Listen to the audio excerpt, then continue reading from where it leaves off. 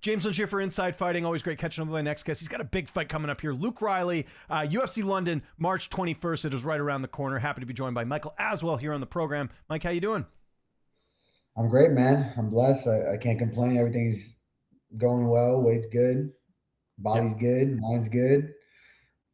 Camp was great. So we're just winding down the days, last kind of hard week and then flying out to London on Sunday. Yeah, I know you probably wanted on UFC Houston, and at least they gave you a nice jacket for that, as we were talking about before we hopped on here. But, co-main event, Luke Riley, big opportunity here. Just how excited were you to not only get this fight, but a lot of spotlight, and you get to travel to London too. What were your thoughts on how this all materialized?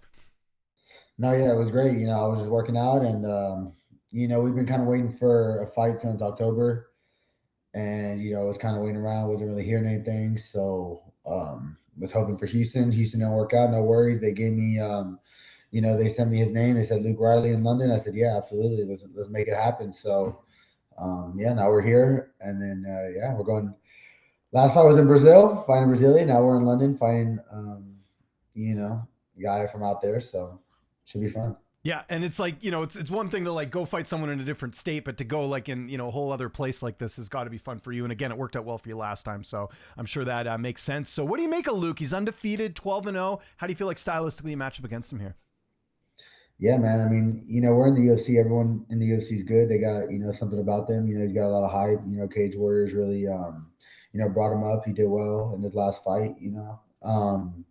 I think I match up well stylistically with everybody in this weight class. So, I don't think Luke's any different. I think I go implement what I do, fight the way I fight, and should be a good night for me. Yeah, I think that what's so cool about this fight, and you don't see it too often, is they're putting kind of two prospects against each other, right? And this is a fight I could see happening again down the road just with your ages. And, it looks like both of you guys are sort of destined for great things in the weight class. So that's really cool.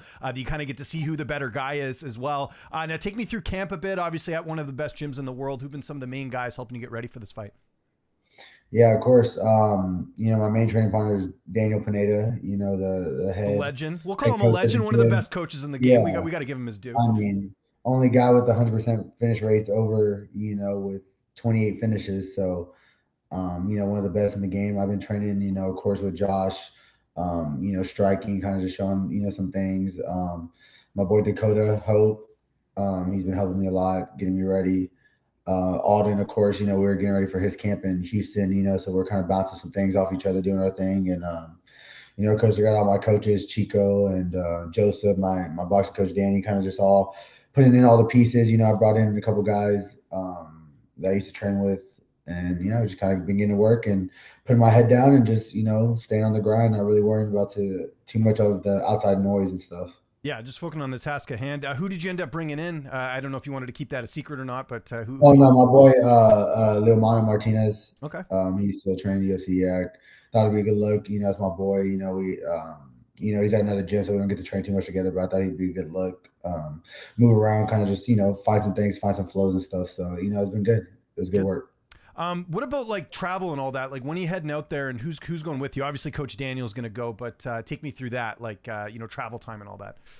Yeah. So I'm leaving on this Sunday and nice. I'll get in Monday. Yeah. I'll get in Monday. I was trying to leave the earliest I could, without me having to pay. So the UFC said I could fly out on Sunday, get in Monday. Nice. So Monday I'll probably just kind of explore. Me and Chico are going out there, kind of explore. I got my boys coming in on Tuesday. I got a couple family members and stuff coming in. I think Daniel's coming in on Wednesday. Him and my boxing coach, they'll be in my corner. And then, I got some family, some friends coming out there. My girlfriend will be out there. I think she's flying in on Wednesday and stuff too. So should be fun, man. Got a long day of travel ahead of us, but it should be good. Brazil was about, I think, like a 10, 11-hour flight. So same difference, just kind of, I think the time changes like 6 hours, but besides that, we should be all good. I was going to say, you've kind of been through the ringer with this already, Brazil, especially cutting weight and all that. So you're kind of a veteran at this now. So nothing new or anything you really have to worry about, right? As far as like the travel and cutting weight and everything, like it seems like you kind of got that all figured out. Yeah, I mean the last one in Brazil was super good. So I'm just trying to, work with the UFC. They tell me what to do, and pretty much everything they say kind of happens. Weight wise, you eat this, you drink this, and you'll be weighing around here, and they're pretty accurate. So with them, they make it very, very easy for us to, make the weight, cut the weight. So yeah, man, I think the travel should be good. Hopefully I just fall asleep on the flight and then wake up and then I'll be in London. Yeah, that's the plan. Speaking of going to sleep, how's this one playing out on March 21st? How do you see it unfolding? Yeah, man. I mean, I think it's gonna be a good fight. Luke's tough, but I think at the end, I'm just gonna go and I'm just gonna be too much for him, and I'm gonna get the finish. Um, I couldn't really tell you when. It could be early. He's tough. It could be second, third round, but I just think I'm gonna be overwhelming, and it's gonna be a lot for him. And I think I get the finish. Talked about it there. Big fight. Like I said, Luke Riley, undefeated, a lot of hype behind him. Where does a win, especially a finish, put you in the grand scheme of things? Because I think, the fact that it's in London, if you go in there and get this win again in enemy territory, that's got to really put you on the radar for the whole division, I think. No, 100%. And I think you see someone like Vallejos after two fights. Yeah. He was Great fighting point. Gigi Chiaze. He's already fighting top 15. So I think a finish against Riley gets me, at least a top 15 look. Somebody within 13 to 15, or maybe the loser of that fight this weekend. So I think it kind of puts me in that conversation and lets me, two finishes at 45.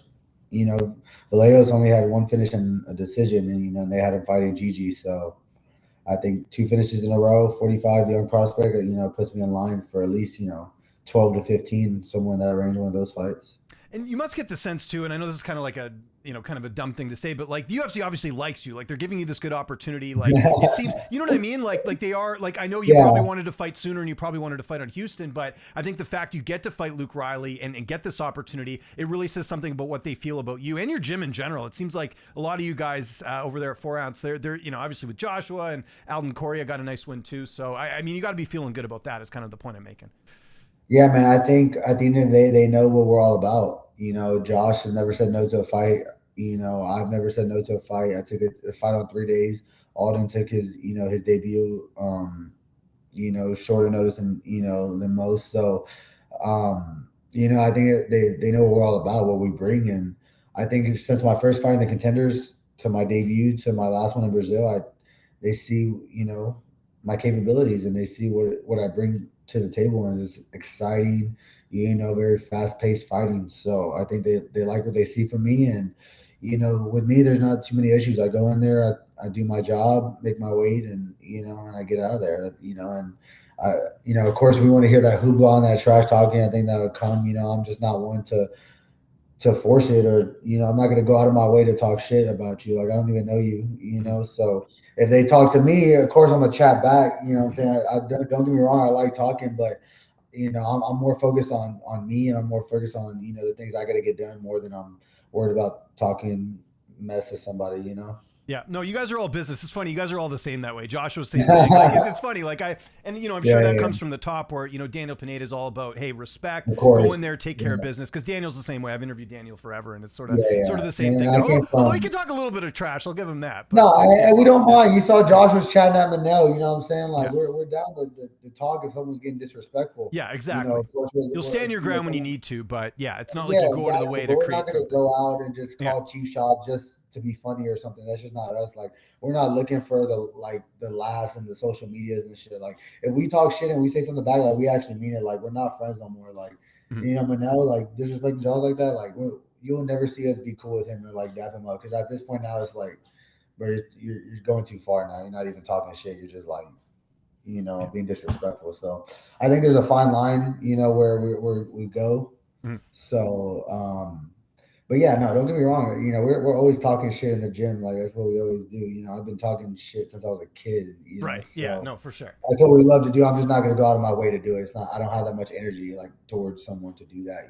So, but yeah, no, like it's good that the UFC sees me like that. And like I said, if they could have matched Luke with somebody else, then I don't think they probably would have got the co-main event spot. I think him being matched up with me, I think they, like you said, saw potential. Two young 25-year-old prospects that like to strike and like to bang. So I think it was easy for them in Paramount to be like, yep, let's try to push these kids up and see what happens. Well, and they knew you'd say yes. I'm sure there could have been fighters that got that opportunity. Hey, you got to fight in London against this undefeated guy, and they'd say no, right? But they know they can rely on you, which is good.